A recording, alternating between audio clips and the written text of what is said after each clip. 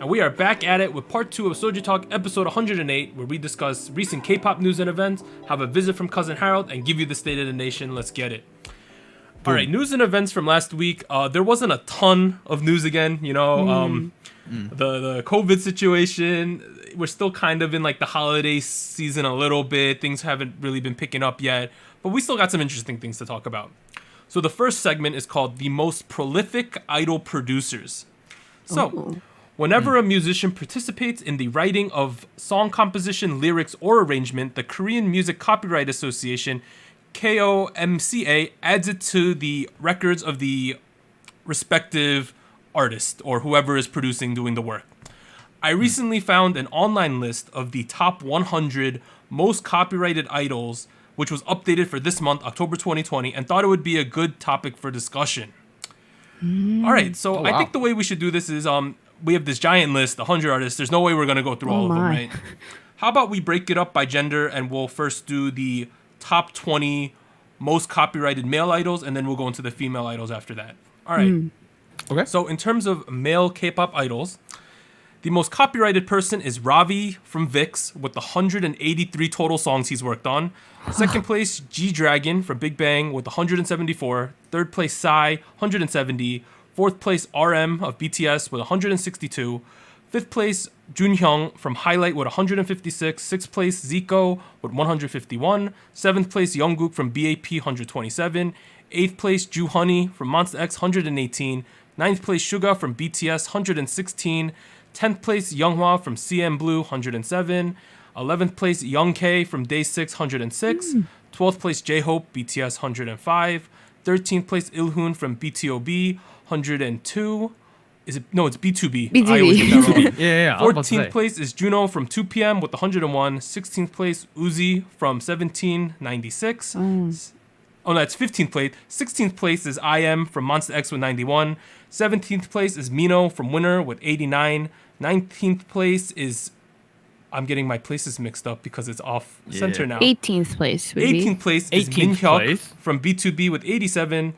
19th is One Pill from Day 6 with 80. And then 20th is Jonghyun from SHINee with 79. Oh my goodness. Interesting list, I think. I mean, is it though? Yeah, I mean, okay. Yeah, first of all, why is Psy here? Yeah, he's not an idol. That's not really fair. I think we're seeing a general pattern, right? With having a lot of rappers on the list. Yeah. Right. Ravi, GD, RM, Suga, J-Hope, Young K. Well, Young K is not a rapper, but Exception there. Ju Honey, right? Jungkook, who was Jungkook was like he did underground stuff for a while too. Yeah.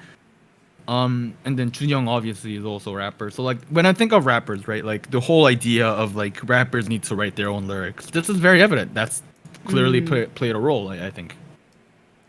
Yeah,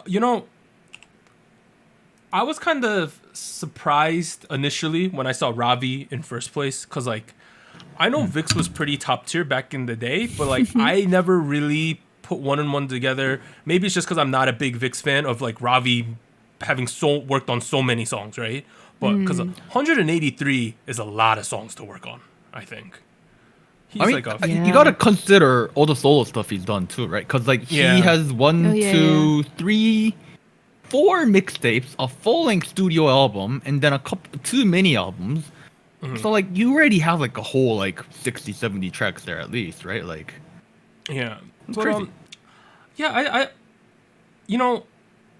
sometimes we think of idols, at least I do sometimes, that they're just kind of there to sing what the company gives them, right? At least sometimes that's how I view it. I think a lot of negative detractors of K-pop often say like they're just mass produced, right? They're told what to do and they just do it. But this kind of list kind of proves that in a lot of like these are some big groups at the top, right? That these people are hand working, they hustling out here, working on these songs to try to produce good content for the fans. I think that says a lot. Some people who we didn't make it on our list, I'm gonna now, in terms of the places, just give the overall ranking in top 100 because I'll get confused otherwise. We have some kids from Stray Kids already up here. Like Bangchan's already in 24th place with 72 songs. That seems like a lot, right? Like because they're like some people even consider Stray Kids still in the rookie category, right? So for them to have that many, like it's the three Racha guys, they're all kind of up here, right? Also rappers, so that kind of correlates. Yeah. I guess when I saw this list initially, it didn't come to my head instantly that these are a lot of the rappers, but it makes a lot of sense now to me. Do you have anything to say, Warren? I know you make songs sometimes. You compose some songs. You work on some songs. It's a lot of work, right? I mean, well, you got to think about it this way, because when I'm making music, I'm usually not doing the whole. For those of you guys who don't know, I like to make instrumentals and like remix tracks and whatnot, like bootlegs. So I'm not doing any of the like melody making stuff. I'm not the one singing, which is a whole load of work. When you're thinking about making a song, right? When you're thinking about a song, you have to think about the melody line, the lyrics, the composition, arrangement. Then you also have to think about the mixing and the mastering and the sound engineering and whatnot and stuff like that, which is a lot of stuff. And at that point, my question becomes, well, how involved are some of these people, right? Like there was.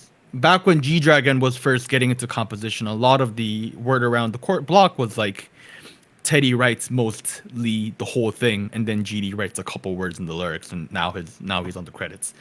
Obviously, as time went on, that became not the case. But like, I think at a certain point, it's sometimes quality over quantity. Like Chanyeok, I'm from Hmph, is like 25th on here with like 71 tracks. But like he consistently makes really good music, and like so I think you gotta also consider that.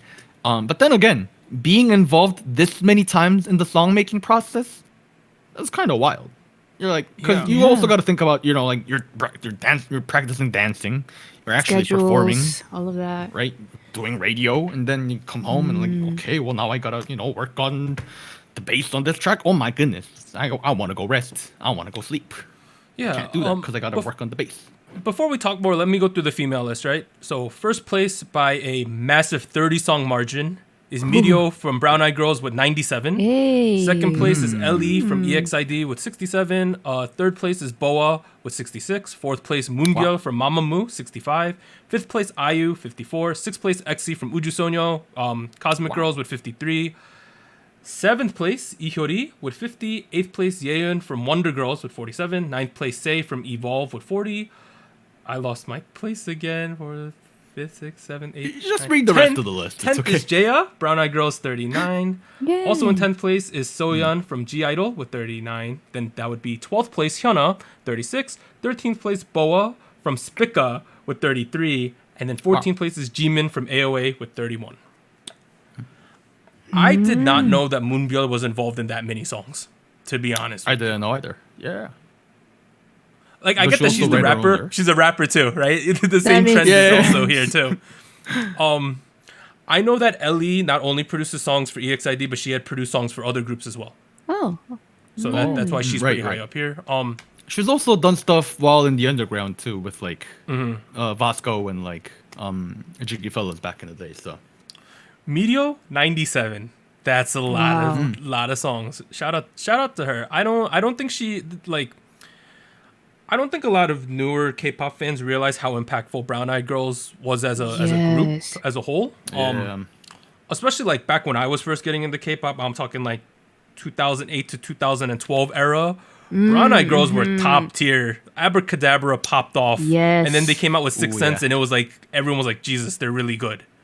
And then specifically, Medio kind of gets lost in the sauce in that group specifically because they had like big personalities like Jaya. You had Narsha, right? You had Gain. So she was kind of fourth fiddle, even though she was doing a lot of the hustling on the backside, right? I mean, she's been around for 20 years this year, right? Yep. Like she debuted in 2000 with like Honey Family and whatnot, right? She's had a huge career, so I think it makes sense to put her on 97 tracks. IU though on 47 with 54 tracks also kind of stood out to me. Yeah, because I think IU has been pushing this like. There's a bit of a delay between like beat. Oh, okay. No, keep going. I think with IU, she's been pushing a lot of like I am an artist kind of vibe ever since like Cheshire with the album and whatnot. And I think that kind of shows with like 54 tracks. Yeah.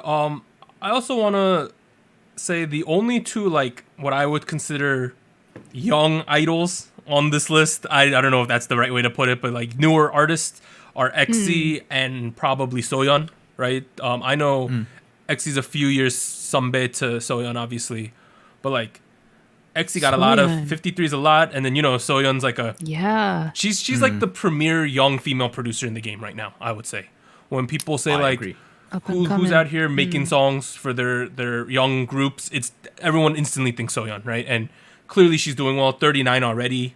She has her hand in almost everything that G-Idol releases, which is cool. I'm also pretty sure she writes her own lyrics for whenever she participates in KDA as well. So that's probably also included on this to some extent, potentially. The other names on this list are kind of like big figures in K-pop. We got Boa, IU, Yeon from Wonder Girls, right? Like these are some titans of the industry kind of standing here. And then we got some young kids. I think it's good. The guy list, so you could probably find this whole list online if you want. I think it was from an article in All K-Pop specifically. So you could find it. The list is really varied on the type of people on here. There's like for instance, AB6 Daehee, he's 99 on here with 29 or 28 tracks, right? So we do have some rookie-ish people on here, some younger people. And then the rest of the list is just full of like a wide variety of artists. Like here's one guy. Sangyun from JBJ95. 48 tracks. Yeah. Like I didn't know that, right? So also rapper, so yeah. Yeah. So there's if you want to check out this list, there's just a ton of a variety of different K-pop idols on here, spanning many years, many generations. Like Hui, number 50. We talked about Pentagon this week. 50 songs already for him, right? That makes total sense. Also, like Taeyong, NCT, 37 tracks. 79th place already, Overall, though, I think sometimes also Mark, 47 tracks. We sometimes fail to like see that, especially like the rappers in a lot of groups are writing their own lyrics. Like sometimes we have this perception that maybe they're just rapping what they've been told to rap. But it seems from this list at least, that a lot of them are coming up with their own lyrics, maybe helping with the beat of the specific song to complement their own rapping. So, I just think it's sometimes cool to see what happens behind the scenes, because sometimes we only see what's in front of it. I think I summed that up pretty well, right? Yeah. Yeah. All right. Second topic: BTS online concert. Oh, Oren just dropped. Oh, and he is sort of back. He's back now. Was that a misclick? I misclicked. That was a misclick. So the second segment is called BTS online concert success. So BTS's online concert, BTS Map of the Soul 1, which was held on October 10th and 11th, reportedly cost 8 times more to produce when compared to Bang Bang Conda Live, which was BTS's first online concert, which was held in June. The online concert featured 4 large stages for the concert, AR/XR tech, I don't know what XR is, so maybe Warren can explain later, 4K HD, 6-angle multi-view, and different set lists for day 1 and day 2, which means that they have to set up more presets and things like that, right? Yeah, oh my god. So that's that. Later, it was reported by Big Hit that Map of the Soul 1 sold 993,000 tickets in 191 countries and generated a reported total of around 50 billion Korean won, which is around $44 million USD. For reference, Bang Bang Conda Live generated about 22 billion Korean won or 19 million USD. Oh my. So, in summary, the concert cost them 9 times more, right? But they generated $44 million over 2 days. Oh man, yeah, lots of money. So much money. That seems kind of crazy, right? Like, yeah. I can't fathom them making that much money on this online concert thing. I was talking to some people earlier, and I was like, it begs the question, because they now know people are willing to just buy online concert tickets to watch a live stream, you make a higher profit margin by not actually traveling, I would assume. Yeah, no, that's what I think. Because like when you think about running an online, real worldwide tour, like Yeah. Sure, you're moving BTS around, but you're also talking about like moving around Crew. the makeup artists, Yeah. right. The costume people, like a lot of people involved. Like the people who get the water for BTS, like that kind of deal. Like, that's a lot of people. The security, they got to pay for the staff at the venue each time, right? They got to rent it out for multiple days because they have to do sound checks and things like that, right? Oh yeah. They got to room everyone. They got to set up transportation, which is expensive flights because you're probably flying a crew of like 50 to 100 people at a minimum, I would assume. It really is begging the question to me as of late. It's like, is online concerts like will physical concerts in person be more just for fan service where they know the real money is in the online game?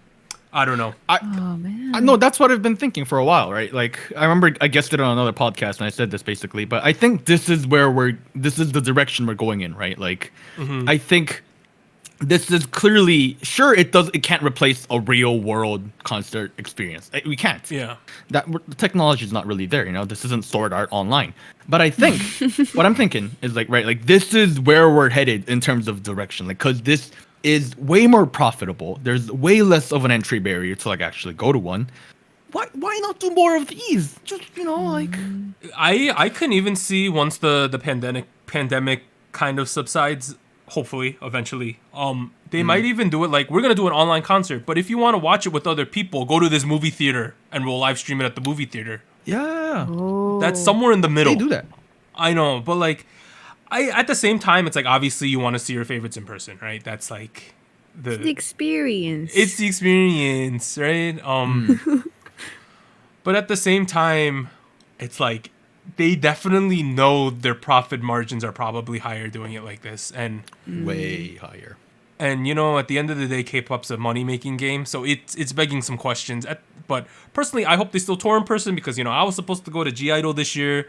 I was supposed to go to KCON. I was planning to go both days because like all the crew was gonna make a trek out to KCON New York, and we were gonna meet some of you. That's a bit of a shame. And then I heard Red Velvet was gonna tour. I'm like, gotta go see that, right? Like, I thought that 2020 was going to be like the year of Doug going to see a bunch of concerts in person, right? Just didn't end up like that.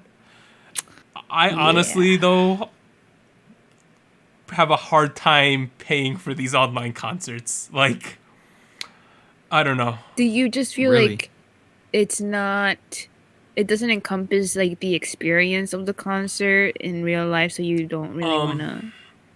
I think what it comes down to me is like, I want to support the group, right? Because I like my groups. Right. And I support my groups by buying albums primarily, right? And by streaming. Okay. Well, I don't stream stuff, but like I'll watch the music video a couple times. Support in some way. Even though I'm not like the type to just stream it. At the same time, this is off the record stuff, even though this is recorded. I'm someone who thinks it's fine to find a VOD after the fact. And that with these online concerts, someone's gonna post the VOD somewhere after the fact. Okay. That's where I get conflicted.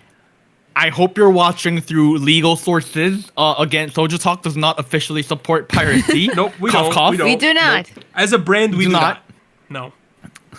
As a person, Doug might. But y'all know what I'm saying, though, right? Like, you know what I'm saying. Well, yeah, I feel but I was gonna say, like, yes, this might be affordable to some people, right? Like, it's always more affordable to others, and others might not find it that much more affordable. It depends on your situation, right? But I don't know. I feel like no matter what it is, people that have that want to see the media, when it's a media content, right? There will be cases where you can find it for less of that price or for nothing at all, right? So I'm guessing they're also, all of these management companies, groups, they're kind of weighing those odds as well. Like, how many people are willing to pay for the official thing, and how many more people are gonna not bother with that? And I guess you gotta figure out. Yeah. Meet the demand of supply. I also think that my personal view on these things is centered around the fact that I'm not in a lot of communities where like we're live reacting to things, right? Like, okay, I was about to say that's a big difference, right? Because I'm in open Kakao Talk groups with like other Rocket Punch fans and other Jury fans. Yeah. And we prepare. We're like, you know, like I'm waking up 30 minutes before the music video drops, and I'm like, all right, boys, let's do this. Let's get it. Let's, you know, like we're all in the group chat together. We're just, you know, hyping each other up. It's, you know, we're looking at teasers again. You know, we're sharing photos, and like next thing you know, you're like, you're talking about these people, and you're ready to go. You know, like I want to be, I'm a part of that community in that aspect. Even though most of the time I lurk, nothing else. So in that aspect, you know, I do want to be like, you know, with my homies, you know, like catchies. Where are you at? You know, like. Yeah, I'm like, I'm not one for that type of live interaction. So maybe that's why my views are different and like weak. Yeah. Here's the thing though, if this becomes the trend, I'll probably buy in at some point, you know. But right now, we'll see. I got other things I'm dumping a little cash into right now. I have a question. Yeah. If IZ*ONE had one next spring. I mean, they had one like 2 weeks ago. Yeah, but you didn't do it. No, keep going. If they have one in the spring, would you? So like they're goodbye, basically, like right. Because if it's the goodbye one, I'll pay in. Well, right? there you go. Okay. Additionally, I know some concerts are doing good with the merch. Some are not doing as well with the merch, right? If they're like, buy this ticket, you get access to buy all this cool stuff, then I'm probably gonna buy in because I'm a merch guy, right? But it really depends for me. I think that covers that though. Lastly, a quick update in terms of the big hit IPO. So that's the stock thing, right?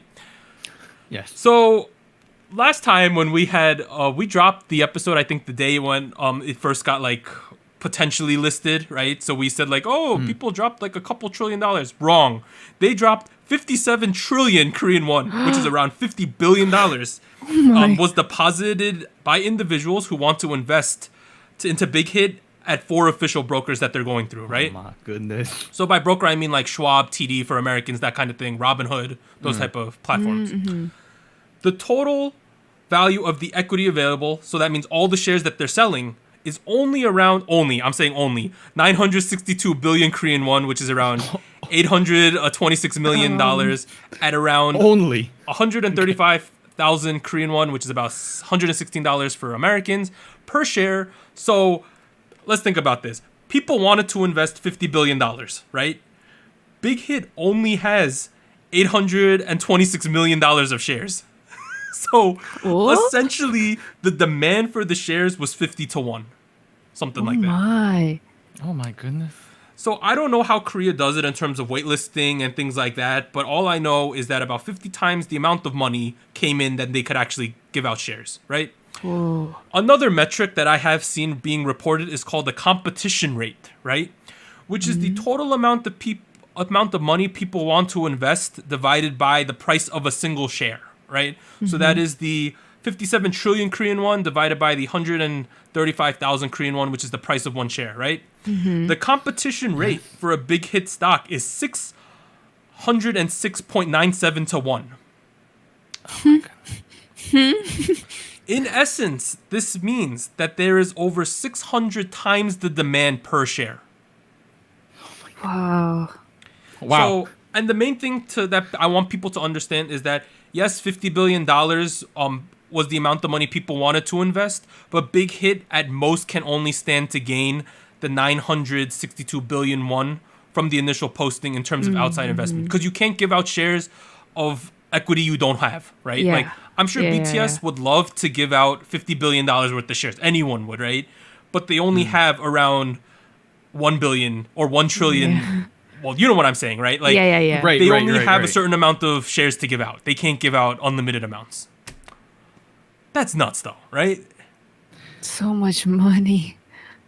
Yeah, I mean, like, something tells me that, like, 606.97 is not, like, what that equation is built for. No.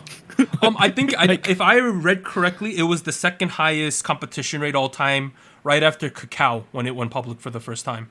Wow, okay. We almost beat Kakao. Oh, my goodness. Additionally, there were many news articles talking about how my mom and my dad watched Korean news, and they were watching it that Monday night when we were recording the pod. They were like, yeah, there's so many stories about young people telling their parents to invest in Big Hit because it's like the brand new stock. That was like 3 different channels were having that news up. I told my dad to invest in Kakao back in the day. I didn't think about telling him to invest in Big Hit. I missed out. Yeah, it's essentially like the same type of deal in terms of tech, they're saying. So that's that. In terms of quick takes, Blackpink's The Album has surpassed 600,000 sales, so that is sales to consumers, on Hmph, making it the best-selling girl group album of all time. Wow. Yes. The album also shattered records for the most sales in the first 24 hours of girl groups. So my numbers are a little funky because the 600,000 sales figure was one day after the first day. So the 24-hour record is now at 586,000 sales, breaking Twice's More and More's record of only, right? 274,000. So they pretty much doubled it for the first 24 hours. Double and more. Oh my goodness. Yeah. Yeah. Let me check that source. Yep, that's the actual number. So now the top 10 albums all time, right? First one, Blackpink's The Album. Second, Twice's More and More. Third, IZ*ONE's Onoric Diary. Fourth, IZ*ONE Bloom Eyes. Fifth, Twice's Twice Coaster. Sixth is Girls' Generation The Boys. Seventh is Twice's Feel Special. Eighth, Twice's Fancy You. Ninth is Twice's What Is Love. And then 10th is Blackpink's Kill This Love. The main thing you should come from that is that the top 4 are now all released in 2020. Oh my God, yeah. That is true. And those are the 4 that are at around 500,000 or higher. Dang. So it really is hammering home the fact that 2020 is the year of physical album sales. Because everyone is shattering all their records this year. Kind of nuts.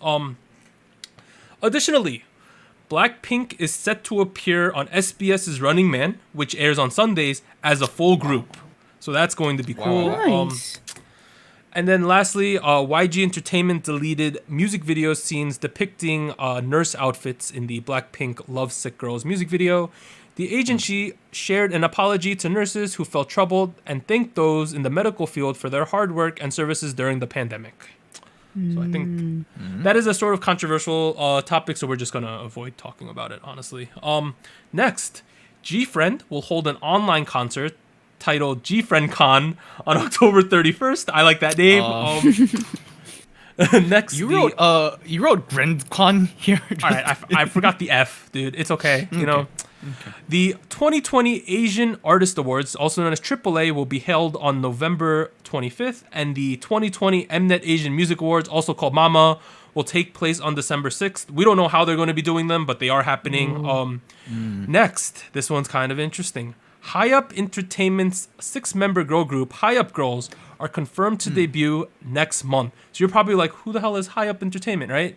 Hi-Up Entertainment is a new music agency established by the hit K-pop producer duo Black Eyed Pilseung. Songs produced and written by Black Eyed Pilseung include Sisters Lonely, Twice's Like Uahage, TT, Likey and Fancy, Apink's Dum Dum, and Chungha's Gotta Go. Oh, wow. Bangers after bangers. Yeah. You know? I'm excited for this to see what happens in that. Next, Crystal has officially left SM Entertainment and has signed with H and Entertainment. H and is home to actresses Son Dan-bi and Jung Ryo-won.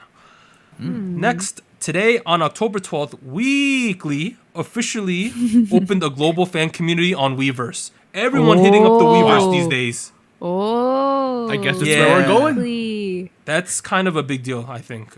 It seems like everyone's joining. You remember P1 Harmony is on there now, right? So and also CL, right? Oh yeah.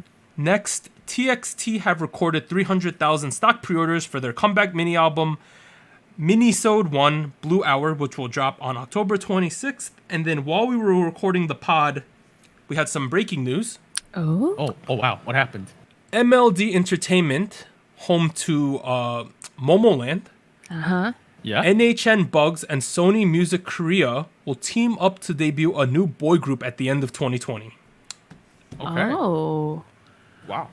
I did not know that Sony was planning to get into the K-pop game at all. So that's something interesting. Interesting.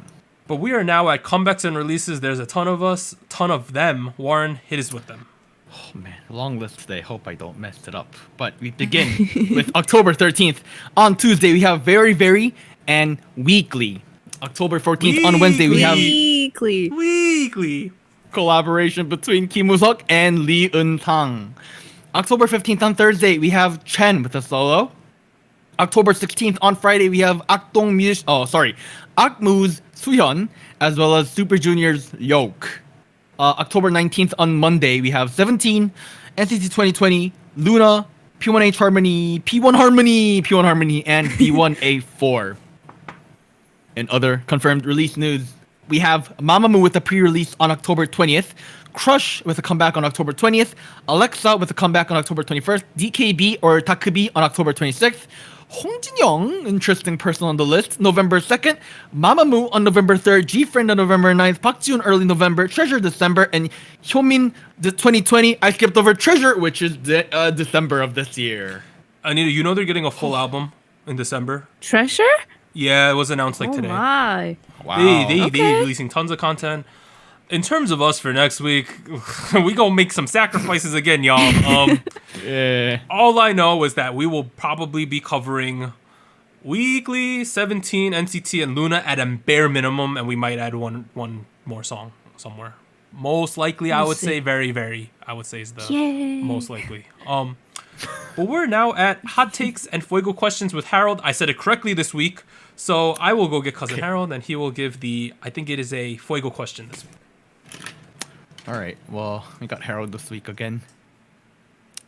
Interesting. Sure do. Interesting questions. I don't have much to say about this guy. He's a boring guy, to be honest. What am I saying? I'm so happy that Super M's finally off the chart, you know? Warren. But the fuego question of the week is, what have been the crew's sleeper hits of 2020 so far? Bye, Warren. Bye, Harold. Harold was a little flat today. I don't know. Sleeper hits. All right, let's define sleeper hits, right? Because you have a definition here, either from Harold or from Douglas. I'm not sure. It's from me. Okay, from Douglas. Sleeper hits, or defining it as songs from unpopular artists that we thought were bangers. I didn't finish that description.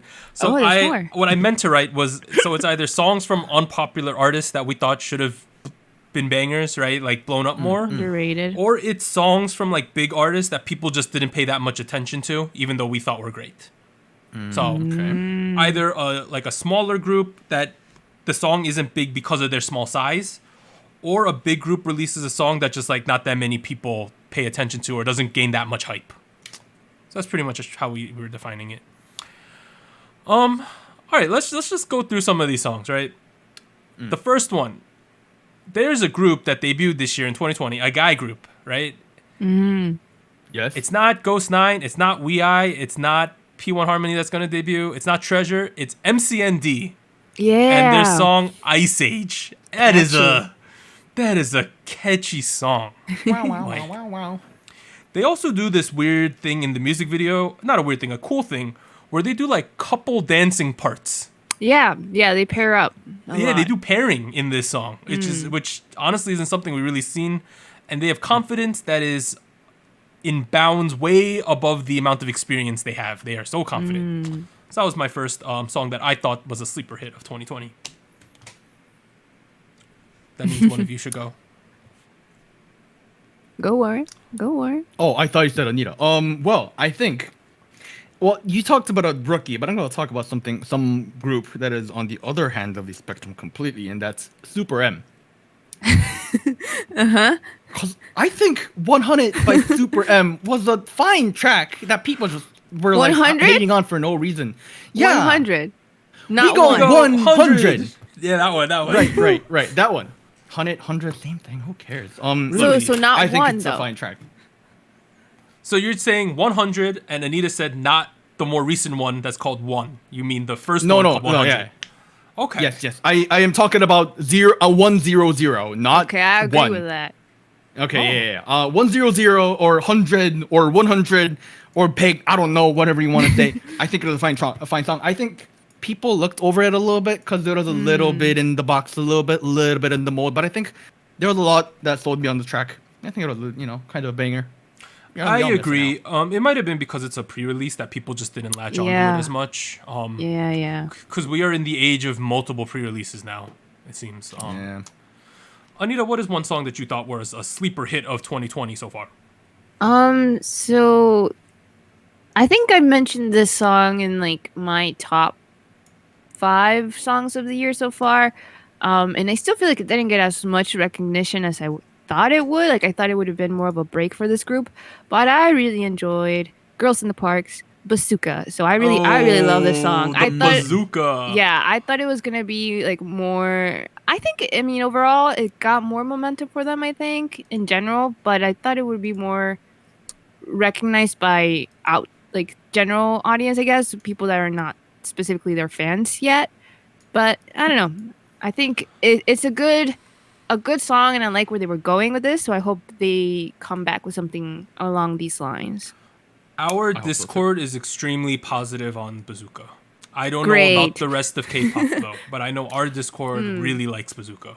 Specifically, shout out to KME because he loves Bazooka. It's a great song.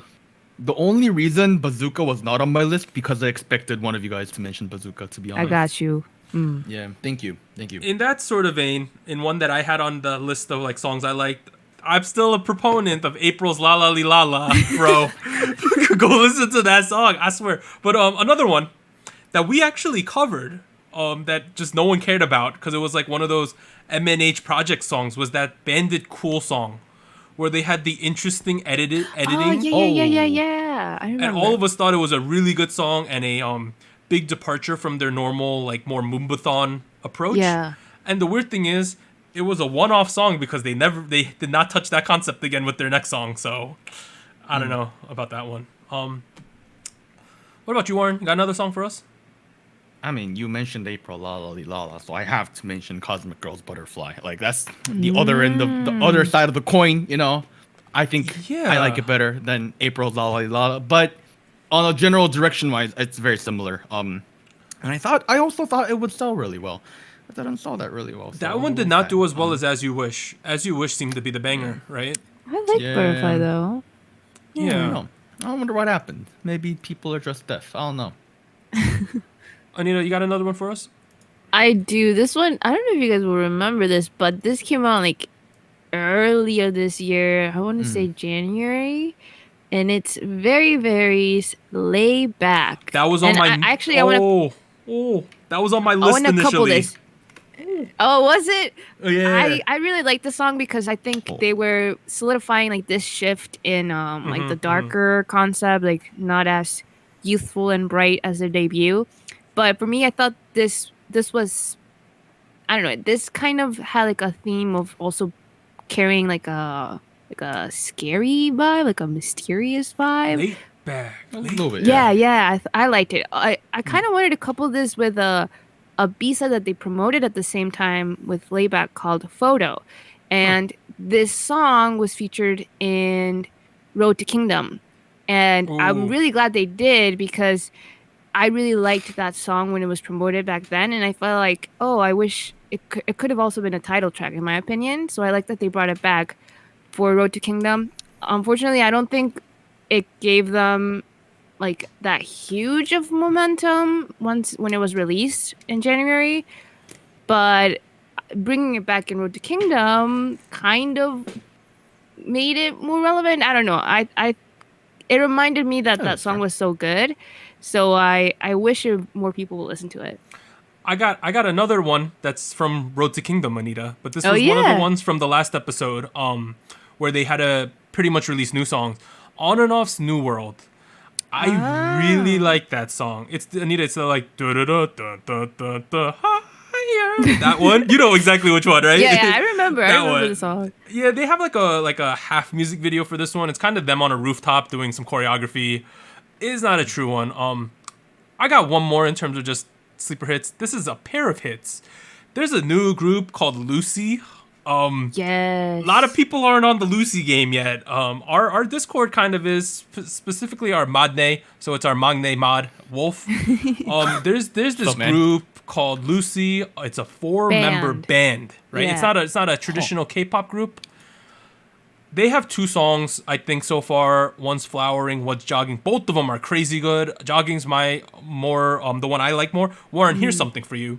The instruments this band has, right? They have a drummer, they have a lead singer, who I think plays regular guitar, they have a bassist, and they have a violinist. Yeah. Yeah, I was about to say, I put up the music video for Flowering, and the first thing I get is this guy playing violin. Interesting. Yeah, it adds a lot to their songs that you don't get from a traditional, like, sort of K-pop-ish band. So I suggest everyone go check out Lucy. They are really good. Yeah. What about you, Warren? Well, I have 2 more, and I think I'll wrap up. Okay. One of which is from a... Actually, I have 3 more. Can I mention all 3 of them? One more thing I want to mention. Lucy's from Mystic 89. Oh! Yeah. Mr. Yoon's company. Wow. Mm-hmm. Okay. Shout out to Yoon Jong-shin. Yeah, Warren, give us the rest of your songs. All right, I'll go in the order of mainstream to less mainstream, all right? The most mainstream track I have is B track to the 3rd mini album of Rocket Punch, Blue Punch. The last track on that album is called The. And it's a very urban hip hop kind of approach to this kind of K-pop fun bouncy vibe. I think I've listened to that way more than Juicy, to be frank. It's actually a very fun listen. I think the way I've introduced it to people is like it's itsy but with more like quirky fun vibes. Might want to check that out. The next one, moving into a little more of an indie zone, is Crush with Mayday featuring Joy. That's a great song. Oh, that did not get a lot of traction. That's a great song, though. What was the more recent one that everyone was really on? Ohio. Yeah, that was the one where more people were digging. I agree, though. Mayday. I think in hindsight, I liked Mayday a lot better because of its like relatability in terms of like the current times and whatnot. Also, it had Joy in it. I thought that was pretty cool. I don't know. So, kind of going back to Crush's discography this year, I think Mayday is the one that's kind of stuck with me. And the last thing I want to kind of point out is I haven't mentioned it in a while, but one of my favorite rappers nowadays, Mr. Golden Teeth, Mr. 38, sound like 28, but actually he looked like 48. Mr. Yumta himself. There you go. He dropped a track a while back called "I Told You I Like You." I'm not gonna talk much about it. It's a very sad. It's a very sad because it's a very sad track because this guy basically confessed to a girl and the girl's like, not really, sorry. Oh no. So this guy's like, big rip, the song's like, ooh yeah, I guess I still gotta dance, but like I'm so sad, so he's doing the sad dance, but it's like it's a fun kind of sad dance. So you already have a lot of layers of emotions there. And it's Yumta, so it's kind of an approachable hip hop, Might as well go check it out. Okay, Anita, you got any closing songs for us? I don't think so. I mean, I was gonna mention Stray Kids, but see, I don't know. The perception of this song, I think, was very good. It just didn't seem that it was reflected in like, I don't know, track charts and music show wins. But God's Menu, I thought was super, super good. But I didn't think it did as well as Backdoor for some reason.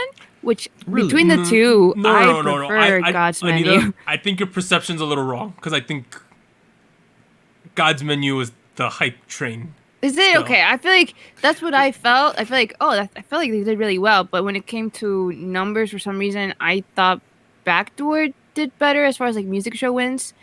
It might have. Yeah. I mean, on an anecdotal level, I've noticed a lot of people started hopping on the Stray Kids train because of God's Menu. Like that's the one that. There we go. Okay, that makes sense. Right. I honestly think that that's like the most important song out of all their songs so far in terms of their career. God's Menu specifically. I agree.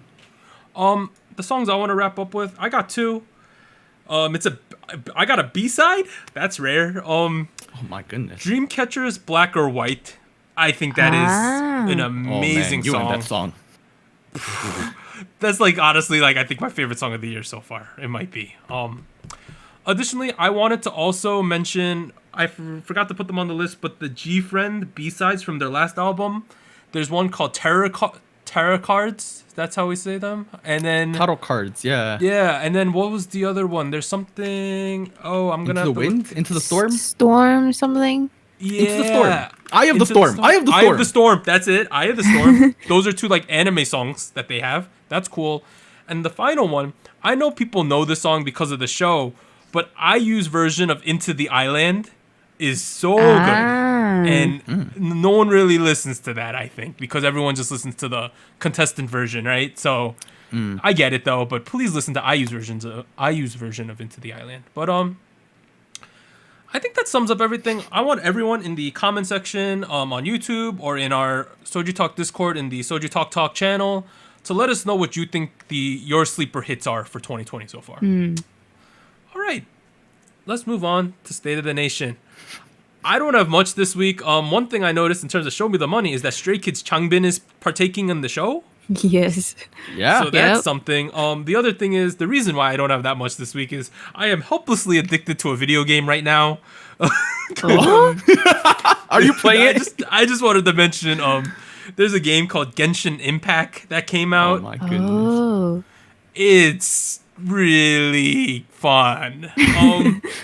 That's all I'll say. You can look it up. All I know is that the game generated $60 million in its first week. So it's doing really well. Yeah.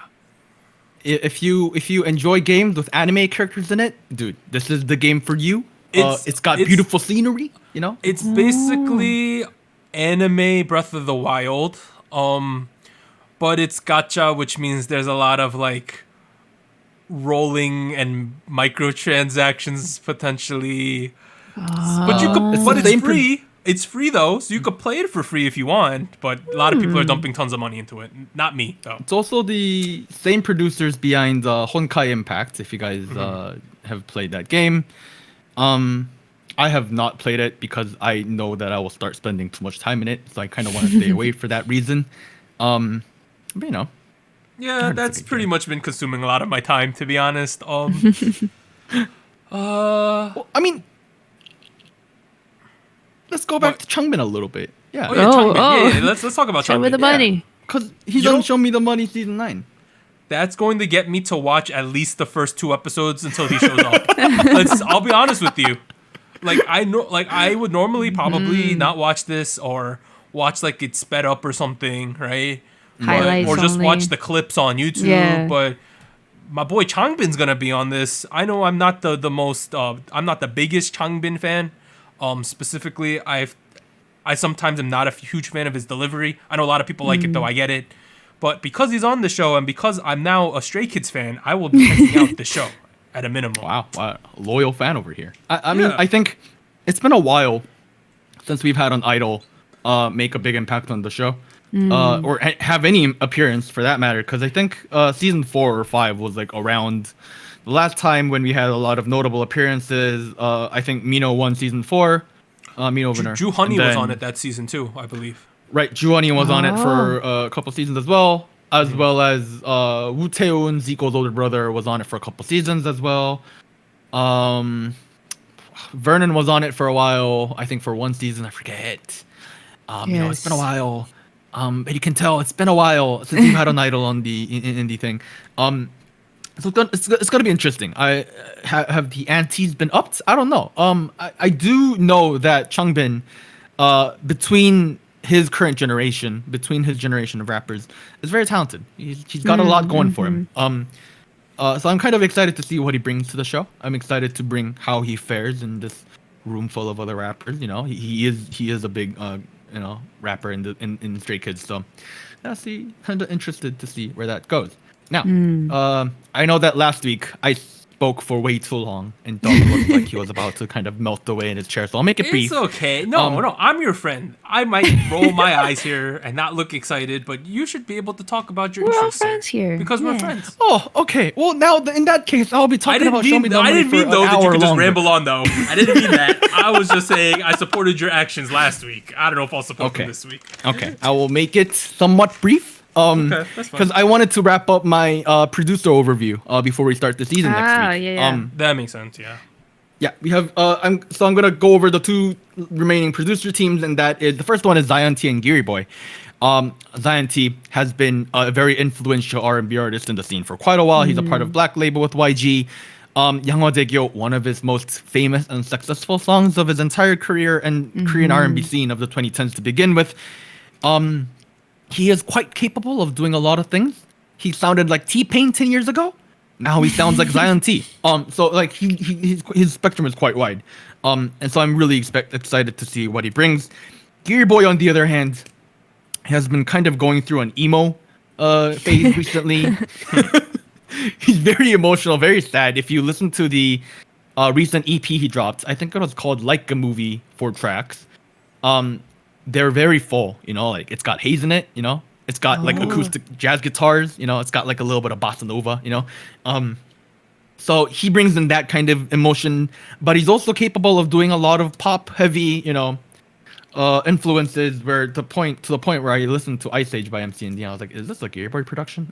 So that's kind of like, that kind of gives you the idea of what he's kind of capable of. So that's one guy. The other team, last remaining team, is Dynamic Duo and BY. Now, this is a very interesting duo. Or should I say Dynamic Trio? Trio. Right, according to BY. Dynamic Trio. Dynamic Duo have been one of the OGs. They've been in the scene for about 20 years now. They are a classically good pair of rappers. A lot of their albums have been good. Some of their albums have been kind of trash, but that's okay. They've dropped a lot of albums. What you gonna do? But if anything, because they've been around for so long, they have the insights on like what kind of decisions you should be making, and like you should go with this kind of concept for this kind of round. They're very insightful people, very wise. So that is there. And people might be saying, well, Dynamic Duo has lost the trend, they've kind of lost touch. Well, worry not, because we have BY in the group now. Like, oh my goodness, BY is, if you don't know who that is, you're probably living under a rock. He kind of was at the peak of popularity of Show Me the Money back in season 5. Yeah. Incredible rapper, very skillful, very unique, edgy, artful production style. I highly suggest you go check out his recent album and see for yourself what he's like, because he's especially for Christian, he's a very Christian rapper. Just put it that way. Yeah, that's like one of his like main like characteristics. I think of when I think of BY. I think of interesting flow, right? Weird delivery, Christian. Those are like the and also like people talk about his weird hair sometimes. That's the main things. He the joke is that he looks like a thumb a little bit. Yeah, you know who called him that? On Radio Star, Jisoo from Blackpink called him a thumb on national TV. Yeah, you can look that up too. That's a funny clip. I think that's what Warren has. I think that's pretty much it. Yeah. Anita, do you have anything, Anita? I do. Well, it's very brief. It's not like a very specific thing, but I started listening. Kind of did like a quick run through the NCT 2020 Resonance Part 1 full album. After I listened to Make a Wish. Very interesting, but I don't want to do a review yet or like give out any specific tracks that you should check out until I listen to it for a little bit longer. So maybe by next week I'll be able to give a review and point out some of my other favorite tracks. But another song that I've been listening to a lot, and we didn't get to review it this week because there was so much going on, but I kind of shouted it out. But Dawn's Dawn That's a DD good Dawn song. That's a good featuring song. Jessie. The shout out that I want to make is not necessarily the track, but the choreography. I wanted to shout out the choreography because I've been watching a lot of the live stages, and the crew that Dawn's dancing with and just the vibe that they get is so nice. Like, it looks so fun. So definitely check out the choreo videos. There's a dance practice already uploaded and the live stages. So fun to see Jessie in her feature because she always ad-libs a little bit. So it's really interesting. Dude, check it out. Her, like, the intro to her feature, the "Hey Don, what's going on?" is so good in this song. Catchy. It's so catchy. And then they make references to Psy and Hyuna in the song. Oh, yeah. As well. Wow. Yes. There's a bubble pop reference Jessie makes in it. Like, yes. It seems like I'm blanking here. What's the name of their company? P Nation. P Nation. It seems like P Nation, like everyone's having a good time who's over there. Yeah. At least that's what the perception is right now, right? Like everyone seems to be having a good time. It seems like Psy is allowing people to have a lot of creative freedom, which is great. And if you think about his business model, I know there's rumors he's going to debut a group eventually, but right now he's taking established artists and giving them a platform and giving them more creative freedom than they've ever had. And that just seems something very attractive for a lot of these well-established people looking for new companies. Seems like a win-win situation for everyone, right? Like, Jessie has been blowing up on the variety game lately. She's on, like, everything right now. 6th Sense. Yeah, 6th Sense. Check out that show. Anita, you got anything else, or? I think that's it for me. Oh, Warren got something. I have one more thing. Speaking of variety, you know what began last Friday? Guys, don't let me down. Oh, Journey to the New West. There you go. New Journey to the West. Oh, crap. Season 8. Okay, I'll be frank. Even though I suggest it every time it comes into my mind, Season 7 was kind of meh for me a little bit. I agree. I've seen better. Season 8, dude, this season, oh my goodness. They really maxed out on the constraints they have with like the virus and whatnot. And it's as soon as the English subs come up, y'all have to watch it because it's like it is, dude. My belly just disappeared. Like, my goodness, yo, like.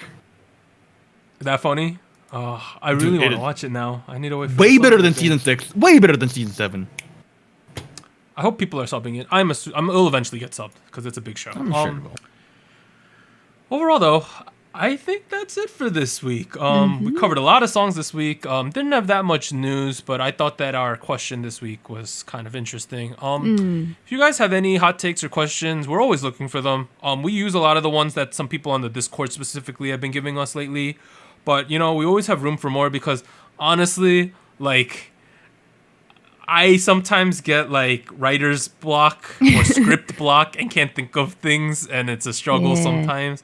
So we really do appreciate when people give us suggestions because it goes on our big list and it makes our lives a little bit easier. But this has been SojuTalk, your weekly shot of K-pop. Next week is going to be crazy. I'm hyped for a lot of things. Weekly. 17, they're always interesting. Left and Right wasn't like the most hype song. Maybe they'll rebound with a good one. That might be a take there. Luna, right? NCT again, right? We got a lot of things next week. Boy. And the following week's crazy too. We'll see you guys next time. Wait, I didn't thank Warren and Anita for joining me. Yeah, I almost forgot to do that. How rude! I'm sorry. But now that I've said that, we'll see you all next week when we cover all those songs. Bye, everyone. Bye. Bye, guys.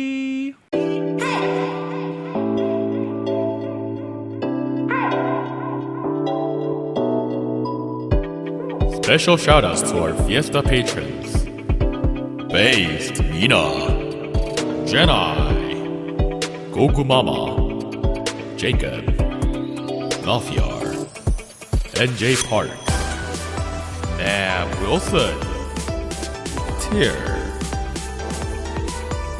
Thank you for joining SojuTalk, your weekly shot of K-pop. And special thanks to our Discord server mods: Jacob, K-Music Erday, Malfiar, No Bias Luna, Tuggle, and Wolf297.